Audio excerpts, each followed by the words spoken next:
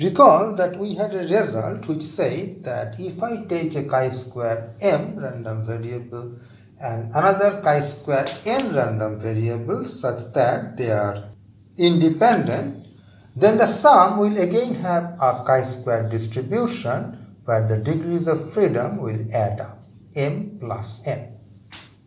Now I will ask kind of its converse question. Suppose I tell you that this is the chi-square m distribution and this I do not know, some distribution. I have taken a random variable with this and random variable with this unknown distribution and they are independent, and this turns out to be some chi-square with n degrees of freedom. Can I then say that this also must be chi-square? The answer is yes. I can say that this must be a chi-square thing such that they will add up, which means it must be n minus m. In particular, n will be strictly greater than m. We are now going to state this as a theorem and then prove it. The theorem starts by assuming that x is a chi-square random variable with some degrees of freedom m. Y is something which is non-degenerate, that is, it is not constant, and they are independent. Then I assume that x plus y has a chi-square distribution with degrees of freedom n. Then this n must be greater than that m, and y must be a chi-square random variable with degrees of freedom n minus m. The proof is pretty straightforward using characteristic function. The characteristic function of x is given by 1 minus 2it whole to the power minus m by 2. By the same token, the characteristic function of x plus y, that is chi-square n, is given by, and since x plus y, so it is characteristic function of x times characteristic function of y as they are independent. I do not know what the characteristic function of y is, so let's give it a name, xi yt. So if I multiply them, I get characteristic function of x plus y, which is supposed to match this, so I have this equality, and this must hold for all t in R. From this I can easily find what xi yt should be. Just take it on this side to get xi yt is 1 minus 2it whole to the power minus n by 2 plus m by 2.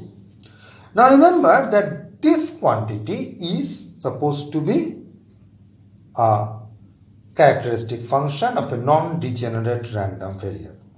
So it must be bounded. Now if this exponent happens to be positive, then you can make t go towards infinity and you can make it unbounded. Just take absolute value and see that it will go to infinity if this exponent is positive. So the exponent must be less than or equal to 0, which necessarily forces that you must have n greater than or equal to m. But I need n strictly greater than m. What happens if n is equal to m? Then this will be identically equal to 1. That is no doubt a characteristic function, but identically equal to 1 means characteristic function of the degenerate random variable at 0, and I assumed y is non-degenerate, which forces n must be strictly greater than m. And once you have that, it is already the characteristic function of chi-square n minus m, so I have proved the theorem.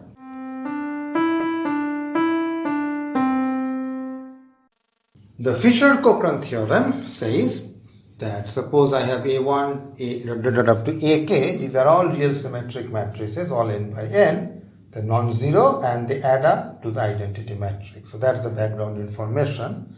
Then the following are equivalent. TFAE means the following are equivalent. The first condition is that all the AIs are idempotent. The second condition says that if you add up their ranks, then you will get rank of I. So not only do the matrices add up to I, their ranks also add up to rank of I. And the last one says that if you take any two of them, distinct, two of them I not equal to j, then AI times AJ will be the zero matrix. So if any one of them holds, the other two must also hold. And we are going to prove it. Suppose I start with 2 and I will show that 1 and 3 must follow. For each AI, I will consider a rank factorization. Now that is possible because A is non-zero. For any non-zero matrix, you can have some rank factorization or other. Just quickly remember what I mean by rank factorization. By this we mean this is n cross n, then this is n cross Ri, Ri cross n, where Ri is the rank of AI. Whenever you can write it in this way, that's called a rank factorization. Then this condition implies B1 C1 plus BK CK equals identity. Now I can write it factorized in this way.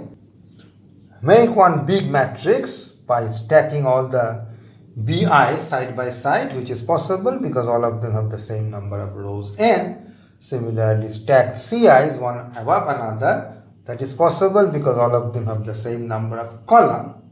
And that will be B1 times C1 plus B2 times C2, etc. BK times CK, and that is identity.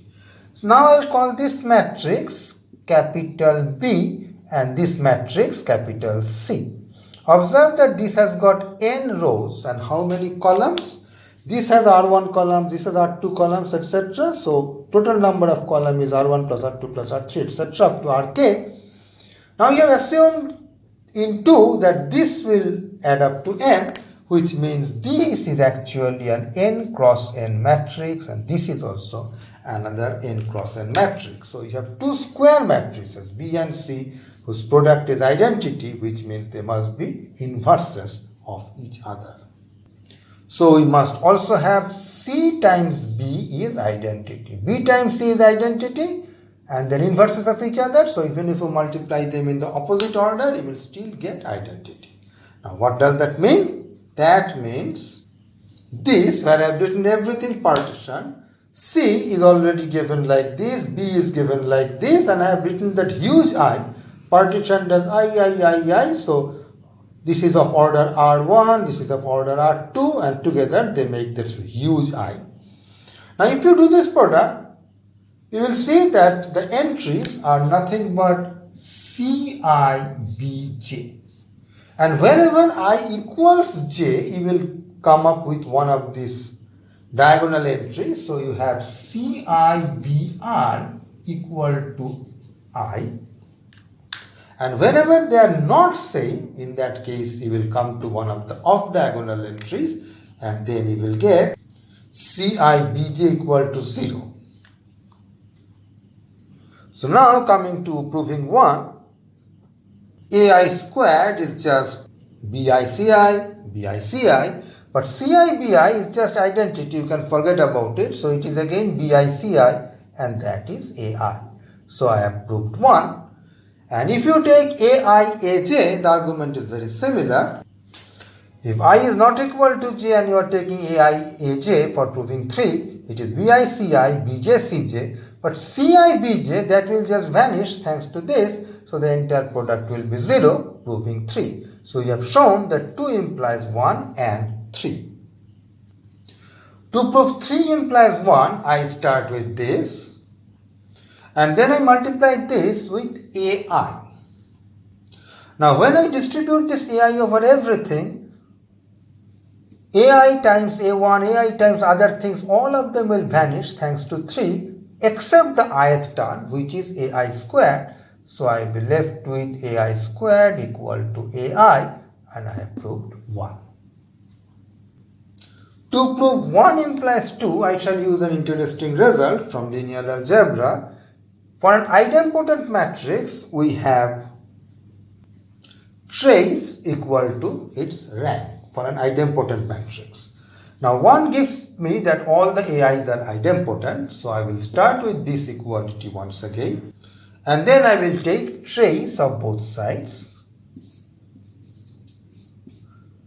Trace of course distributes over sum. Trace is nothing but sum of the diagonal entries. So these are trace of AI and trace of identity matrix is n. And I know that AIs being all idempotent, this trace may be replaced by rank, and I have shown rank of AI add up to n. And that completes the equivalence of all these three things.